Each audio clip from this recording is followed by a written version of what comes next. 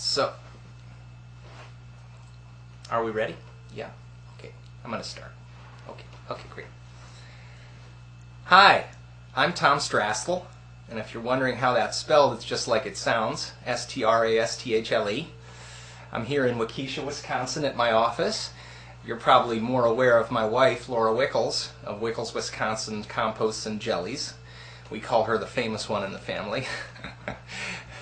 So, a lot of people ask me, they say, Tom, how did you become the chief designer at the Department of Homeland Security?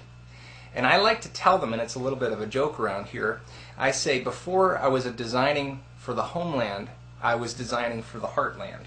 You've probably heard of Laughing Cow Dairy. Well, that comes out of Waukesha here, and little known fact, one of my first jobs as a designer was to design those little cheese earrings. So, in early 2002, I found myself in a situation where I wanted to do a little bit more for the country, not just cheese eaters, but really design for everyone that was out there. And so when my wife Laura told me that there was a new department, the Department of Homeland Security, that was being formed, and that they were having a logo competition for the new department, I really just jumped on the opportunity. So here we are at the Department of Homeland Security Logo Contest finalist page, and I'm proud to say that one of mine is among them. And I really should point out here that these were submitted from all over the country, and it's a really democratic process that you just would not find in another country, in a totalitarian regime, for example.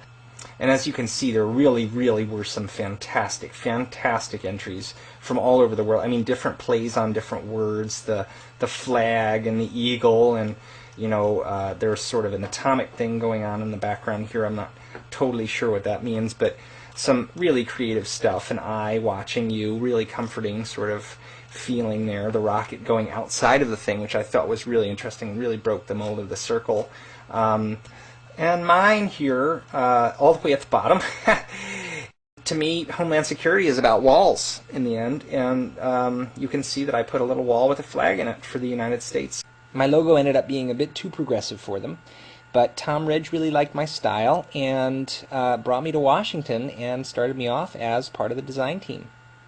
One of the first challenges we had as a design team was to come up with the Homeland Security Advisory System, or HISAS. Carl, John, and Tom really wanted some kind of a system that would let the general public know how close they were to dying. And I think it was Ann Coulter, in sort of an informal meeting, that first came up with the idea of a color-coded system.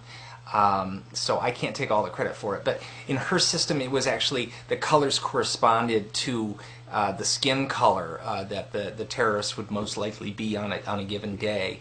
And I remember an intern at the time that said, well, wouldn't it be a problem if you printed it out on a white piece of paper and it was a white terrorist? A white terrorist. But you know, Anne had really stumbled on something.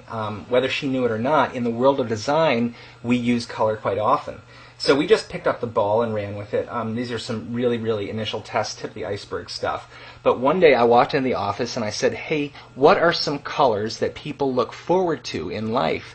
And, you know, that was really the inspiration for the rainbow. Right from the start, there were a lot of adjustments that we had to make. John Ashcroft told us that the Gay Teletubby Tinky Winky issue was a little too hot to handle, and we had to remove the color purple.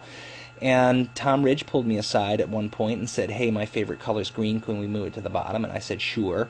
And that's where we came up with what I like to call Turf Surf and the Tequila Sunrise theme. After color, we had to deal with the labeling issue, and you can see we tried a whole bunch of different things. This is one I came up with that shows the per-person statistical chance of getting killed by a terrorist attack at each one of the warning levels. But, you know, George W. stepped in and he said that numbers made him feel a little uncomfortable and we should stick with words. And, you know, he also pointed out that numbers don't really have that sense of urgency that we were looking for. So as luck would have it, my wife Laura and I were on a little vacation in Pensacola Beach, and I came across a sign that was a warning system for shark attacks. It said, risk of shark attacks, low, guarded, elevated, high, and severe. And I said to myself, well, this is an amazing warning system for his ass. Because you have a warning system where you can say, hey, I'm reading this sign, so I must not have gotten killed by a terrorist, but it could happen. Sure, you're going to have your naysayers out there. Some people say that HISAS doesn't give the public any specific instructions on actions to take at the warning levels, and because of that provides some kind of general climate of fear. But I'll tell you, ask them, when they see a rain cloud off in the distance, does it have a sign on it that says, "Go get an umbrella"? I don't think so. No, it's just common sense.